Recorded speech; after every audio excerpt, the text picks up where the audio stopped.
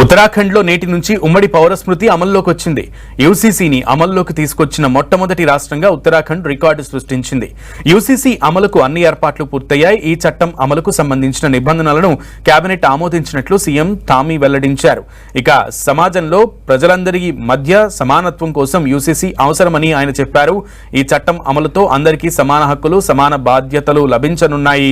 భారత్ను అభివృద్ధి చెందిన దేశంగా, సామరస్యం, స్వయం సమృద్ధితో కూడిన దేశంగా తీర్చిదిద్దడానికి ప్రధానమంత్రి నరేంద్ర మోదీ మహాయజ్ఞం చేస్తున్నారని, ఇందులో తమ వంతు పాత్రగా యూసీసీని అమలు చేయబోతున్నామని సీఎం ధామ తెలిపారు.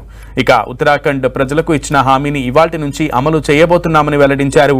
వివక్షకు తావులేని సామరస్యపూర్వకమైన సమాజాన్ని సృష్టించాలన్నదే బీజేపీ ధ్యేయమన్నారు. అటు బీజేపీ పాలిత ఉత్తరాఖండ్లో యూసీసీ అమల్లోకి రావడంతో మిగతా బీజేపీ పాలిత రాష్ట్రాలు అదే బాటలో నడిచే అవకాశం కనిపిస్తోంది. అస్సాం ఇప్పటికే యూసీసీ అమలుపై ఆసక్తి వ్యక్తం చేసింది.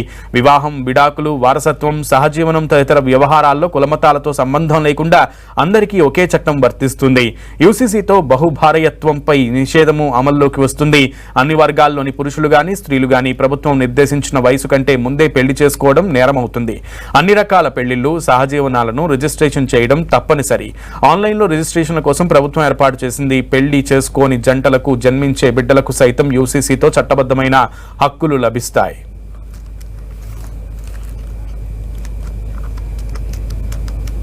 सरकार के गठित होते ही सबसे पहले हम यूसीसी लाने के लिए काम करेंगे और हमने नई सरकार के गठन होते ही सबसे पहले यूसीसी लाने की समस्त औपचारिकताओं को पूरा किया। अब तमाम औपचारिकताएं पूरी होने के बाद एक्ट बनकर तैयार हो गया, सारी चीजें हो गई, मंत्रिमंडल से मंजूरी मिल गई, जनता ने दायित्व सौंपा है, जिनको निर्वाचित किया है उन सभी को मैं अपनी तरफ से बहुत बधाई देता हूं, बहुत शुभकामनाएं देता हूं। अब